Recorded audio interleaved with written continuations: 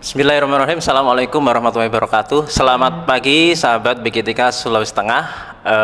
Pernahkah kalau sekarang ini teman-teman atau sahabat di luar sana sedang membicarakan banyak hal, terutama di pembelajaran mendalam, banyak sekali isu-isu yang berkembang, misalnya apakah pembelajaran mendalam itu sebuah kurikulum, kemudian bagaimana cara mengembangkan rancangan pembelajaran itu berdasarkan pembelajaran mendalam.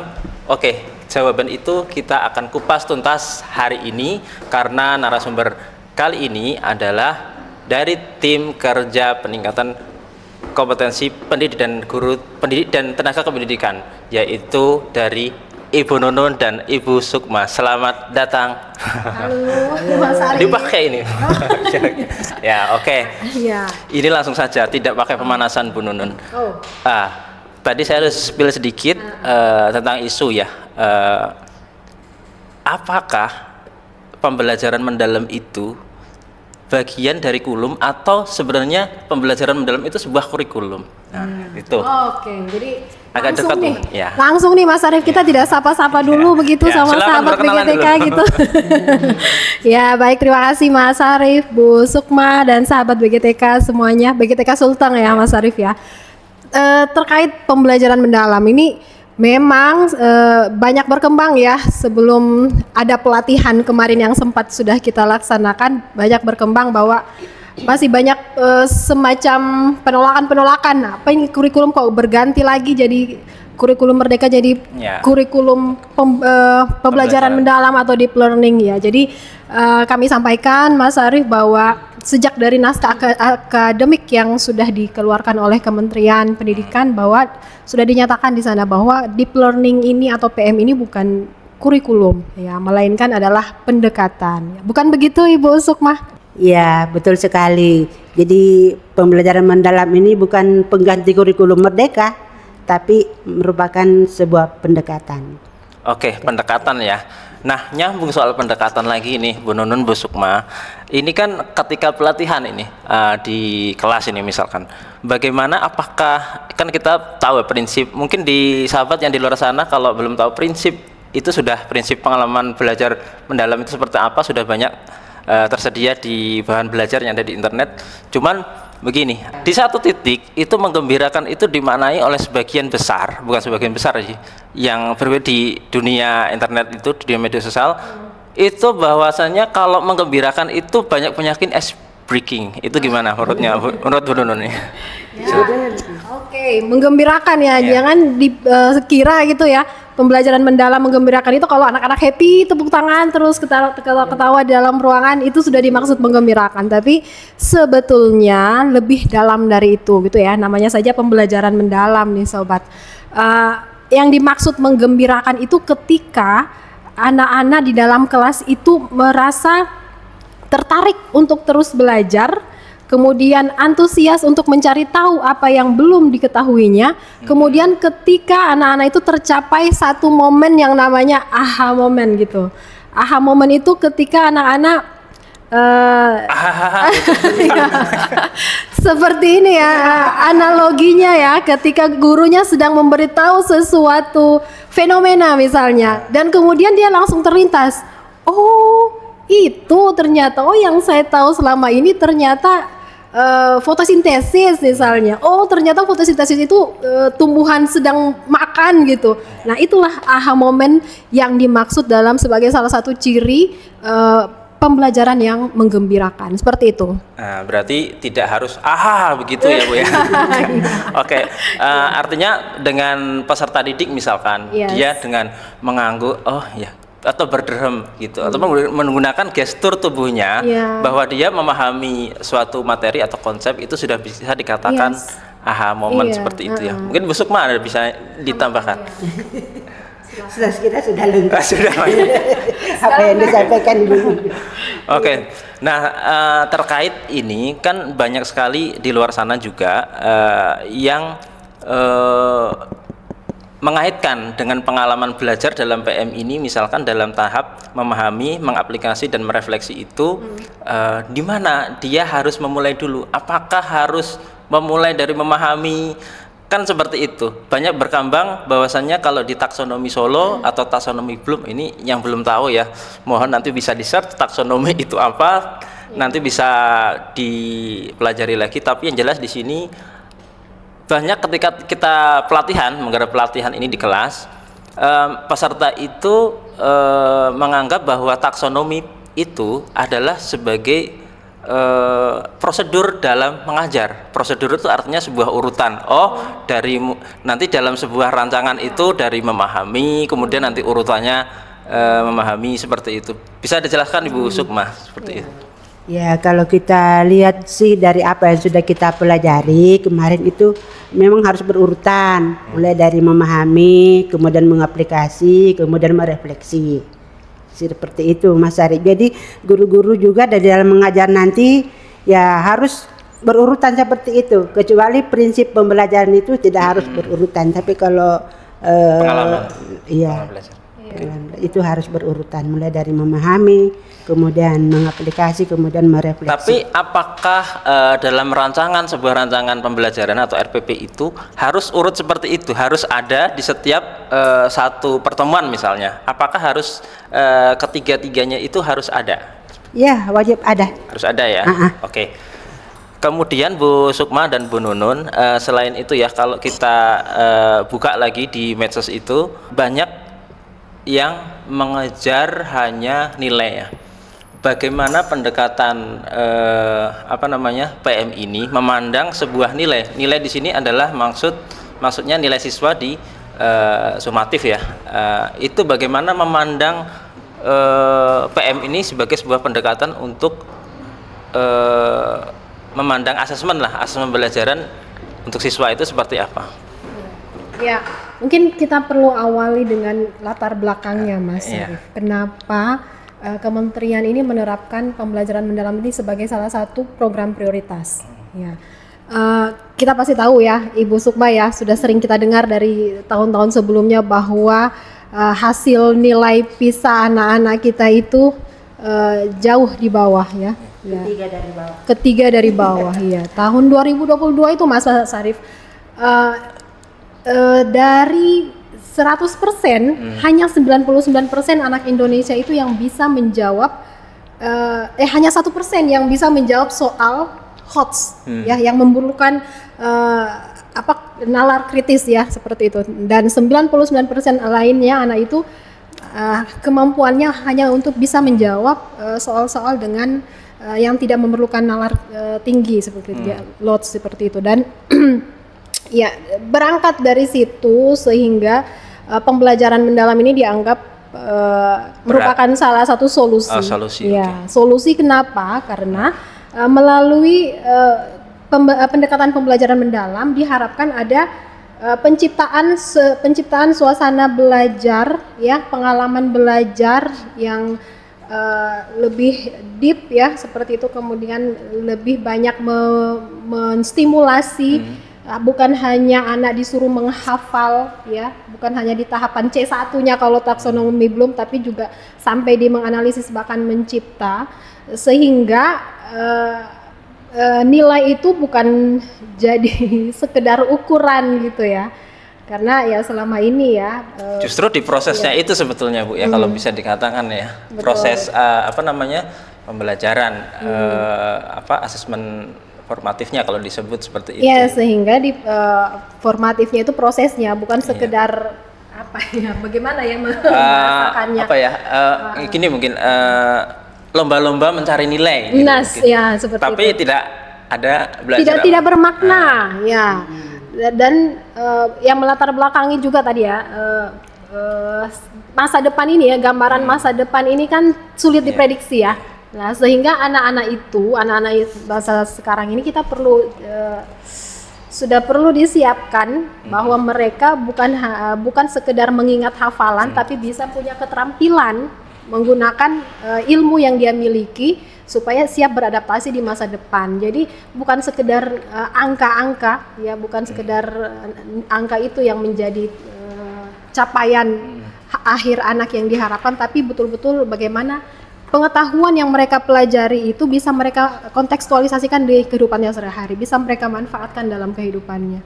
Nah, ini mengapa harus ada tahap mengaplikasi, karena berdasarkan hasil penelitian, kalau anak-anak itu langsung mempraktekkan, langsung disentuh dari kehidupan sehari-harinya, misalnya materinya itu langsung bersentuhan dengan apa yang biasa dia alami sehari-hari, itu lebih bermakna sama anak-anak, lebih lama dia ingatannya itu sama dia, lama tertanam dalam benaknya, dan itu menggembirakan bagi anak-anak kalau memang materi yang diterima dari sekolah itu betul-betul dia rasakan dalam kehidupannya dalam keseharian, ya, baik di waktu sekarang maupun yang akan datang. Dan itu juga di penilaian asesmen sumatif itu selama ini guru-guru kita itu belum sepenuhnya menggunakan soal-soal berbasis HOTS. Jadi itu yang perlu kita sampaikan kepada Bapak Ibu guru, bahwa mulai sekarang kalau kita memberikan soal sumatif kepada anak-anak itu ya haruslah berbasis HOTS itu. Karena kemarin pengalaman di salah satu kabupaten yang kami dampingi, itu anak-anaknya itu katanya kaget pada saat ikut asesmen nasional, itu kaget mereka melihat soal-soal asesmen nasional karena semua soalnya itu berbasis HOTS, sementara pengalamannya selama ini di sekolah belum sepenuhnya gurunya menggunakan. Jadi menyambung soal HOTS tadi, karena kan tadi Bu Nun mengatakan tingkat peringkat PISA kita rendah. Disambung dengan tadi Bu Sukma mengatakan fakta di lapangan bahwasanya anak-anak kesulitan. Tapi bagaimana ini PM ini tuntutannya HOTS misalkan, misalkan di asesmen formatif maupun sumatifnya harus HOTS. Nah, bagaimana dengan kesiapan kira-kira kesiapan peserta didiknya?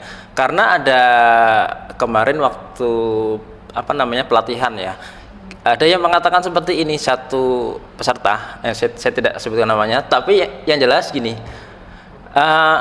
ini memang pendekatan ini sangat bagus sekali, tapi melihat fakta di lapangan dengan anak-anak kita, intinya dia kurang yakin dengan ini bagus suatu konsep yang terintegrasi holistik PM ini, tapi pada akhirnya kesiapan peserta didiknya seperti apa, atau bahkan mungkin kesiapan gurunya sendiri, gitu menurut pandangan Bu Nunun sama Bu Sukma gimana?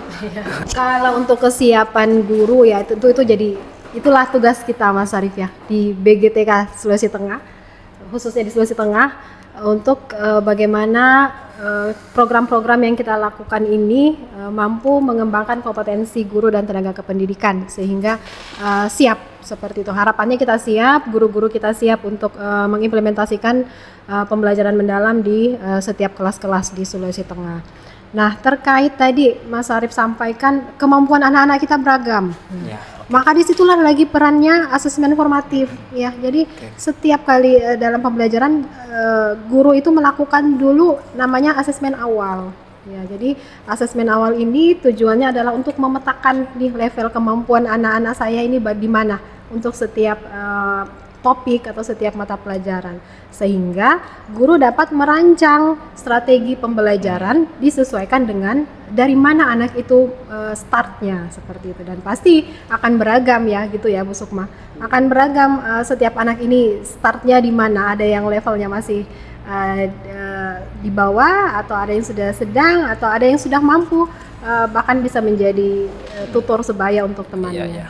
Oke, Bu Sukma gimana tuh melihat ini? Saya sudah sampaikan setiap kali saya memfasilitasi guru-guru, anak-anak itu kaitannya dengan soal HOTS itu ya tidak bisa langsung nanti di kelas 5 baru dibiasakan, itu harus dibiasakan dari kelas 1. Bahkan sampai dari TK, bahkan Bu, dari ya? TK. Jadi kalau TK itu kan dalam bentuk permainan ya diberikanlah permainan yang menantang otaknya untuk berpikir, jangan hanya misalnya coba anak-anak pindahkan benda ini dari sebelah kiri ke sebelah kanan atau dari depan ke belakang, itu kan setara dengan soal lots ya kalau seperti itu. Jadi kalau misalnya anak-anak diminta coba merubah balok ini dari bentuk persegi panjang menjadi bentuk segitiga misalnya, itu kan menantang itu kalau di tingkat TK PAUD itu sudah setara lah dengan soal HOTS. Nah, kalau kelas 1 itu Nah, dibiasakan dari kelas 1 itu. Nah, sekarang ini kan juga ada teknologi ya. Sumber belajar juga dari mana-mana bisa diakses, termasuk ada teknologi ChatGPT misalnya. Itu kan bisa membantu guru di dalam membuat soal-soal HOTS itu.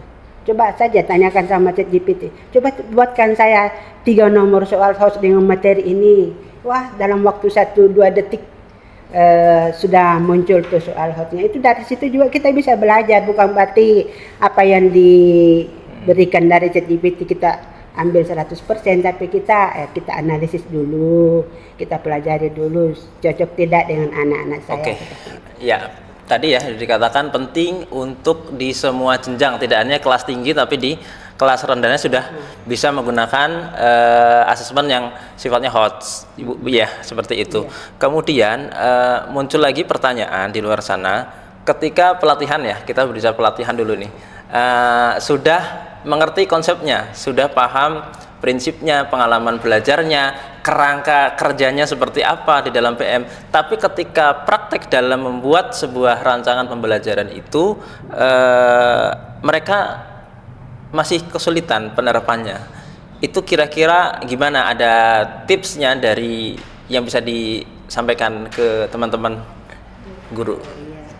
Itu kan di modul 5 kemarin itu ada komponen minimal rencana pembelajaran mendalam. Nah, itu diikutlah di situ. Yang pertama itu dimensi profil lulusannya yang sesuai dengan materinya apa. Ya. Kemudian seterusnya termasuk itu langkah pembelajarannya itu yang wajib ada tadi. Ya. Langkah pembelajarannya. Oke. Kemudian saya juga sempat tanya di beberapa pertemuan dengan guru-guru. Ada tidak Bapak Ibu guru yang sanggup membuat RPP setiap hari?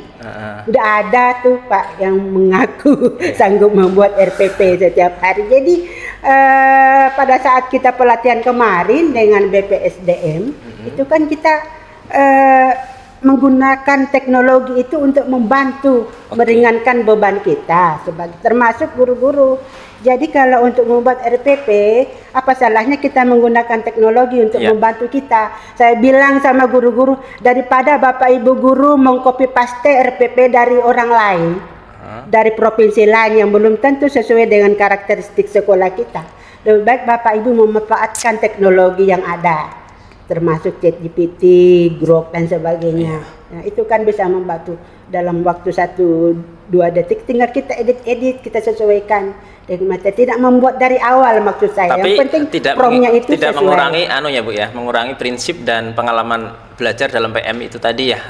Artinya tidak, yang penting promnya itu sesuai. Ya. Kalau Bu Nurun sendiri gimana Bu memahaminya?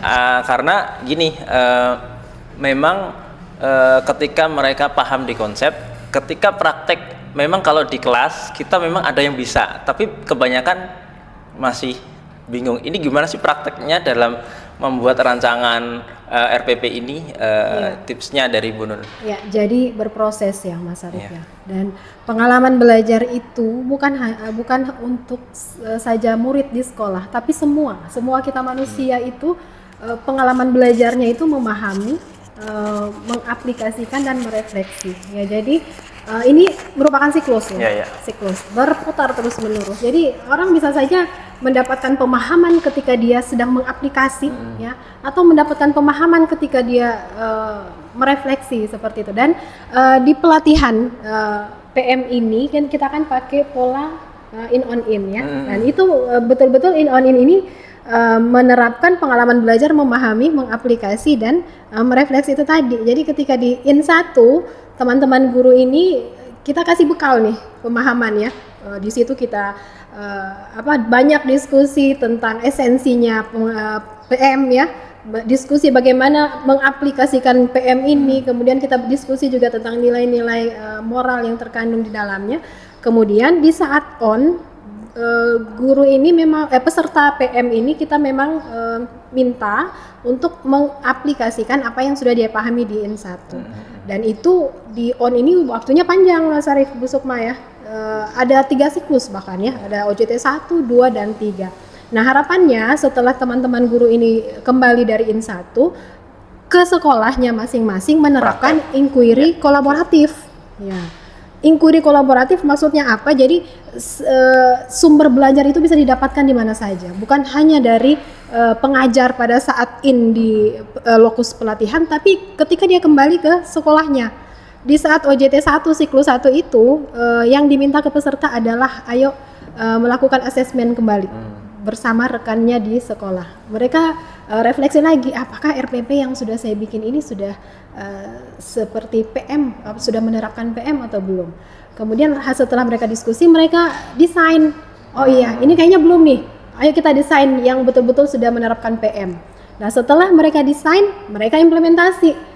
Saat implementasi itu diobservasi lagi kembali ya, ada kita minta divideokan ya Bu Sukma ya, sehingga mereka bisa refleksi, melihat kembali rekaman videonya. Oh ini ternyata belum nih, siswa-siswa saya belum gembira nih tadi nih ya. Kemudian ketika kembali bertemu di pertemuan OJT 1 kan mendapat umpan balik lagi dari pengajar dan rekan-rekan pelatihan, sehingga pulang dari OJT ada tertambah lagi lah wawasannya. Oh kayaknya saya perlu memperbaiki lagi nih, sehingga pada saat di siklus kedua OJT kembali lagi guru mengakses lagi, identifikasi lagi di mana kelemahannya yang perlu saya tingkatkan, atau bukan kelemahan sih, tapi bisa juga ketika kita mengaitkan konteks materi pelajaran. Nih materi pelajaran ini kayaknya metodenya lebih cocok yang begini ya, seperti. Jadi kalau saya yakin kita semua berproses ya. Berarti intinya terus learning by doing, dengan melakukan. Yes. Karena kalau tidak melakukan kita nggak tahu mana yang salah, mungkin begitu. Betul, ya. Makanya diadakannya OJT itu. Yes. Nah masalahnya ketika di OJT itu maka beberapa orang mungkin di peserta saya menganggap OJT itu nanti pertemuan dengan fasilitator. Itu gimana tuh? Pertemuan dengan fasilitator maksudnya? Ya.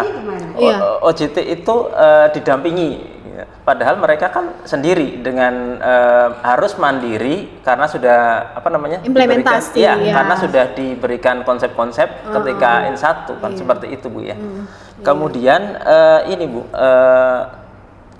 mungkin terkait pelatihan PM juga, mungkin refleksi juga bagi kita dan saya pribadi tentang kita kan sudah berjalan ya batch 1, kemudian batch 2, kemudian yang jadi pertanyaan adalah mungkin belum selesai nih, belum selesai sampai tahap akhir, tapi menurut Bu Nunun dengan Bu Sukma efektivitasnya seperti apa dengan model pelatihan yang kita jalankan selama ini dengan metode in, kemudian on, kemudian in lagi, lalu dengan pendekatan atau model flip learning. Memang ini belum selesai Bu ya, tapi secara umum lah dilihat dari in1 gimana Bu? Makanya kan kita menggunakan metode in on in ini ya Mas Syarif ya, karena dari beberapa kegiatan-kegiatan kami ini kan sudah berapa tahun nih bergelut dengan pendidikan dan pelatihan sejak masih di LPMP. Nah itu metode in on in inilah yang paling praktis menurut kita, yang paling cocok diimplementasikan, karena kalau hanya pelatihan 5 hari, 6 hari, 7 hari habis itu sudah selesai, wah selesai di situ itu materi yang dipelajari. Tapi kalau ada in on in-nya apalagi selama 3 bulan ya diharapkan lebih maksimal lah guru-guru menerapkan di sekolah, di satuan pendidikan masing-masing. Ya, seperti itu. Kalau Bu Nunun melihatnya gimana Bu? Ini kan belum selesai memang, tapi dari in1 gimana sih efektivitasnya dari model pembelajaran ini? Iya. Menyambung tadi dengan Bu Sukma, jadi sepakat ya dengan in on in ini, pelatihan ini jadi terukur dan berkelanjutan ya. Terukur kenapa? Karena kita semua terpusat nih di LMS ya, sumber belajar, kemudian aktivitas, penilaian kita semua lakukan di LMS, jadi bisa kita terukur. Kemudian berkelanjutan ya, habis memahami aplikasi refleksi lagi ya, jadi tidak berhenti seperti yang Bu Sukma sampaikan tadi. Terus Mas Arif bilang ini kita belum selesai. Nah apakah sejauh ini ya, bukan sejauh ya, masih sependek ini ya, karena baru jalan in1 ya, dan saya yakin setiap pengajar pasti setiap hari ketika di pertemuan in1 itu ada asesmen formatif dong dilakukan ya. Kita bisa menilai sendiri ya seperti apa nih kemajuan atau progres peserta yang sedang kita dampingi ini.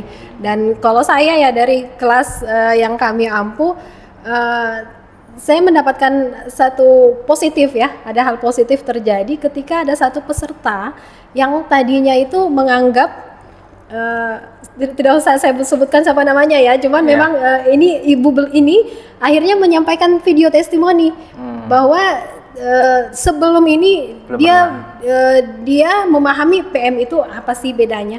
Selama ini saya sudah bikin PM. Ya, yang membedakan ini sekarang ada 8 DPL yang tadinya cuma 6 profil. Yang bedanya itu cuma itu saja. Nah, di awal-awal di hari pertama IN1 dia mengatakan itu. Tapi ketika berlanjut di hari kedua sampai di hari seterusnya, akhirnya beliau menyampaikan, oh ya saya mendapatkan pencerahan seperti itu. Jadi dari sini saya bisa beranggapan, oh berarti di IN1 kita sudah ya termasuk apa ya berhasil ya, walaupun belum bisa jadi ukuran dari satu orang, belum bisa jadi ukuran untuk semua, tapi paling tidak adalah positifnya dari pola IN yang sudah kita lakukan. Tinggal besok lagi nih kita baru mau mulai OJT gitu Mas Arif. Cuma di kelas saya sih Bu, ini mau cerita aja. Di kelas saya itu hari pertama itu shock, peserta itu shock tuh karena apa? Yang pertama, mereka belum pernah mengikuti pelatihan yang modelnya seperti ini. Lah ini kok LMS loh, ini kok tugas loh, ini kok simulasi sebetulnya. Mereka selama ini mungkin kalau saya bilang terbiasa dengan pola lama yang mengikuti ketika diundang oleh siapa yang menyelenggarakan, misalkan dari lembaga atau dinas pendidikan. Mereka terbiasa dengan pola ceramah, ketika datang mendengar habis itu pulang. Nah ketika dihadapkan dengan hari pertama langsung tes ini mereka langsung kaget mungkin ya, saya melihatnya lebih ke kaget, belum terbiasa, tapi bukan berarti nggak bisa. Mereka itu di hari pertama shock, mungkin saya bahasa gamblangnya seperti itu. Kemudian kira-kira dari saya mengampu 22 sekitar 22 orang. Nah yang bisa memahami di hari pertama, yang bisa mengikuti, bukan memahami ya, yang bisa mengikuti dengan lancar itu mungkin cuma 20%. Tapi begitu di hari kedua mereka sudah menemukan pola, menemukan ritme kerjanya. Oh pelatihannya itu seperti ini, in on in. Nah baru apakah itu terjadi juga di kelasnya Bu Sukma sama Bu Nunung? Di kelas saya sih tidak terlalu nampak Mas Arif, karena pesertanya itu kebanyakan guru-guru masih muda. Hanya ada 1-2 orang yang sudah berumur, sudah menjelang pensiun. Tapi ini kan kita kerjanya per kelompok ya. Jadi teman-teman kelompoknya siap, sedia untuk membantu teman yang sudah agak berumur tadi. Ya seperti biasalah guru-guru kita kalau sudah berumur rada-rada gimana gitu ya untuk teknologinya. Tapi selang berjalan beberapa hari juga mereka sudah terbiasa. Lancar ya? Iya sudah lancar. Sudah sempat juga Mas Arif kita menjalankan instrumen evaluasi IN1 sampai sekarang kan sudah menjelang UJT 1 ya. Nah itu banyak yang menyarankan memang di situ supaya LMS ini sudah bisa diakses jauh-jauh hari sebelum pelaksanaan IN1 untuk kesiapan mungkin Bu ya. Kesiapan supaya mereka lebih bisa mempelajari modul-modul itu sebelum tatap muka begitu. Berarti nah itu waktu ya mungkin ya Bu ya.